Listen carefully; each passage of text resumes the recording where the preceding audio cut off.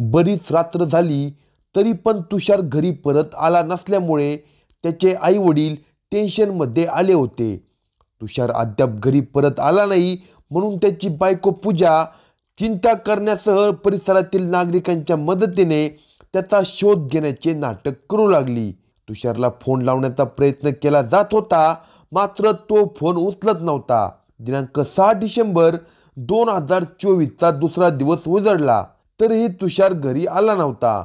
दरम्यान सकाळी उजेड पडल्यानंतर तुषारचा मृतदेह परिसरातील गावकऱ्यांच्या नजरेस पडला. हळूहळू या घटनेची माहिती गावात पसरण्यास वेळ लागला नाही.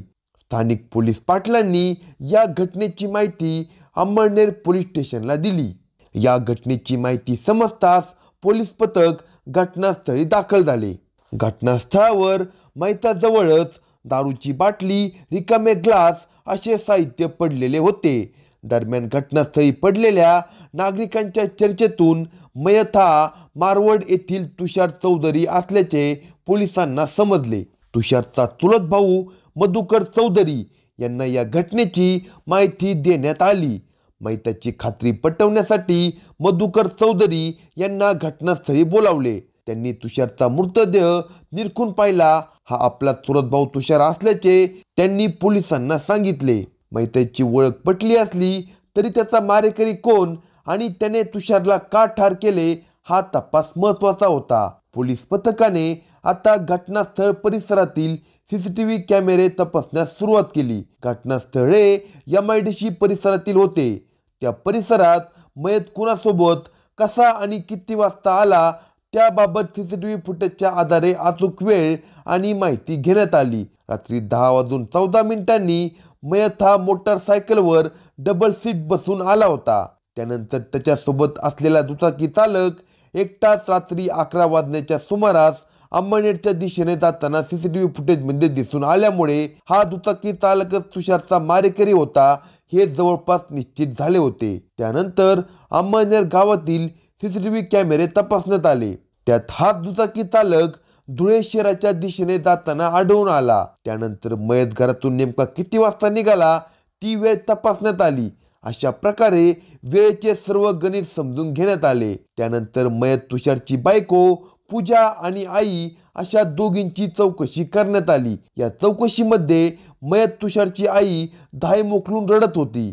याउलट त्याची बायको पूजा मात्र अजिबात रडत नव्हती. त्यामुळे पोलिसांची पारखी नजर येथेच कणखर बनली. संशयाची पाल चुकल्यानंतर त्या दृष्टीने तपासाला सुरुवात करण्यात आली. पूजा आणि तिचा मयत पती तुषार या दोघांचे कॉल डिटेल तपासण्यात आले. त्यात पूजाच्या कॉल डिटेल्समध्ये सागर चौधरी याच्यासोबत कित्येकदा बोलणे झाल्याचे पोलीस पथकाला आढळून आले. त्यानंतर सागर चौधरी याला चौकशीसाठी ताब्यात घेण्यात आले. त्याच्या देखील मोबाईलचा कॉल तपशील तपासण्यात आला. एकंदरीत त्याच्यावर पोलिसांचा संशय वाढण्यास सुरुवात झाली. सागर आणि पूजा या दोघांच्या कॉल डिटेलनुसार दोघेही संशयाच्या भोवऱ्यात सापडले. पोलिसांनी त्या दोघांकडे चौकशी केली तेव्हा त्यांनी एक भयंकर प्रकार पोलिसांना सांगितला. ती माहिती ऐकून पोलिसांच्या तळपायाची आग मस्तकात गेली. बायकोनेच नवऱ्याचा खून का केला असेल या व्हिडिओमध्ये सविस्तर पाहू. जर चॅनलवर नवीन असाल तर कलम 302 या मराठी चॅनलला लगेच सबस्क्राईब करा. धुळे जिल्ह्याच्या शिंदखेडा तालुक्यातील मालपूर या लहान गावात सागर चौधरी हा तरुण राहत होता. मोबाईल विक्री हा त्याचा व्यवसाय होता. सागर राहत असलेल्या मालपूर या गावी त्याचे मामा देखील राहत होते. त्याच्या मामाचे साडू सुरत येथे राहतात. त्या साडूंना पूजा नावाची मुलगी आहे. मामाच्या साडूची मुलगी पूजा ही सुरतहून मालपूर येथे तिच्या मावशीकडे अर्थात सागरच्या मामाकडे अधूनमधून येत होती. सुरत येथून पूजा आली म्हणजे तिची आणि सागरची नजरानजर होत होती. सागर मामाच्या घरी हक्काने जात असल्यामुळे त्याची पूजासोबत ओळख झाली. ओळखीचे रूपांतर भेटीगाठी घेण्यात अर्थात सहवासात झाले. सहवासाचे रूपांतर प्रेमात कधी झाले ते त्या दोघांना समजलेच नाही. दोघे एकमेकांच्या प्रेमात पडले. दोघांच्या मनात एकमेकांच्या प्रेमाचा अंकुर फुलत गेला. या अंकुराचे फुलात रूपांतर झाले. मालपूर येथे आलेली पूजा पुन्हा सुरतला गेली म्हणजे इकडे सागरचा जीव कासावीस होत होता. अशीच परिस्थिती पूजाची होत होती. बघता बघता दिवसामागून दिवस जात होते.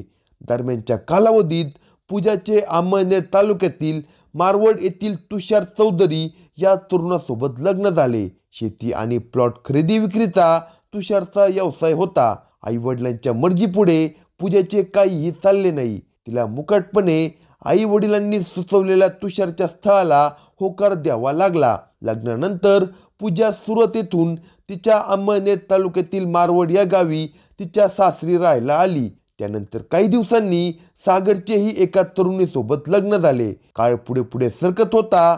काळाच्या ओघात दोघांच्या संसाराचा पसारा वाढत गेला. पूजाला तिचा नवरा तुषारपासून एक मुलगा आणि एक मुलगी असे 2 अपत्ये झाली. सागरला त्याच्या पत्नीपासून एक मुलगी झाली. लग्नापूर्वीची प्रेमकथा विसरून पूजा आणि सागर यांनी आपापल्या संसारात रममाण होणे गरजेचे होते. मात्र तसे झाले नाही. दोघांना आपला संसार आणि मूलबाळे असतानाही त्यांच्यातील ओढ आणि आकर्षण कमी झाले नाही. विवाहित पूजाच्या आकर्षणातून सागर मालपूर येथून थेट अहमदनगर येथे जात होता. सागर अहमदनगर येथे आल्याचे समजताच काही ना काही बहाण्याने पूजा मारवड येथून अहमदनगर येथे त्याला भेटण्यासाठी येत होती. विवाहित पूजा पतीला खोटे सांगून अहमदनगरला म्हणजे सागरला भेटायला येत होती. तो तिला घेऊन अहमदनगर शहरातील लॉजमध्ये मौज मजा करत होता.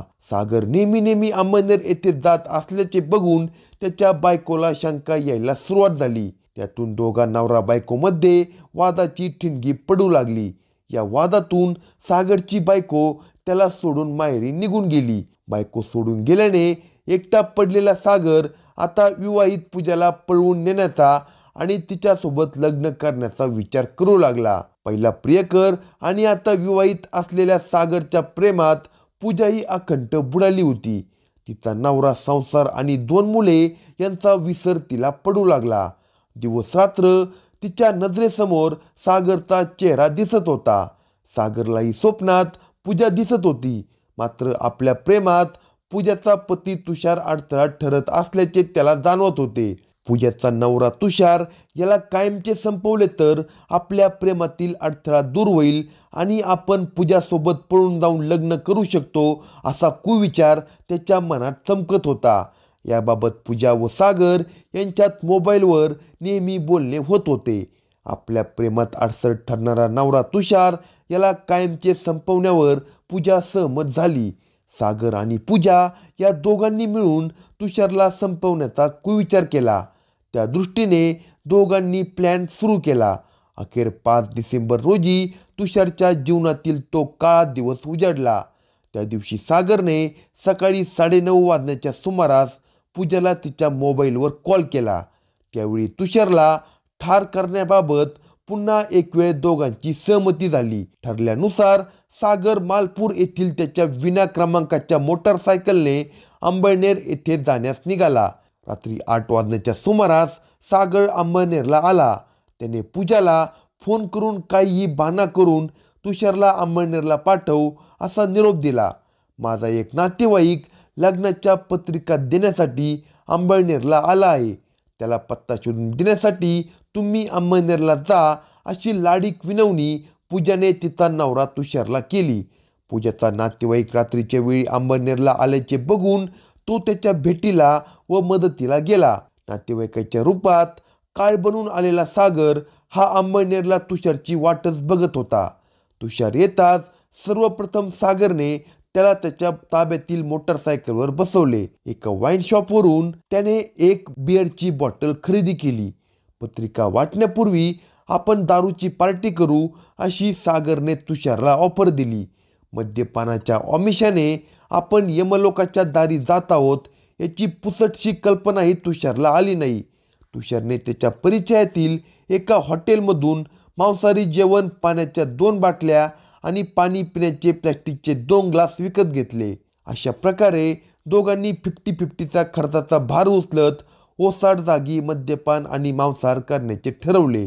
मंगरुळगावच्या ओसाड जागेत दोघेजण गेले.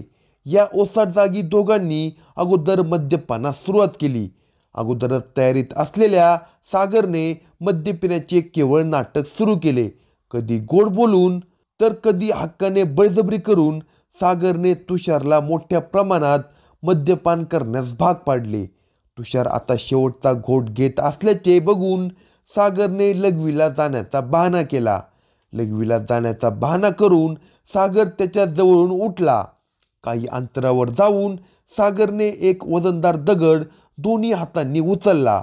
तो वजनदार दगड सागरने नशेच्या अधीन झालेल्या तुषारच्या डोक्यात हाणला. मोठा दगड डोक्यात बसताच तुषार तेथेच जमिनीवर कोसळला.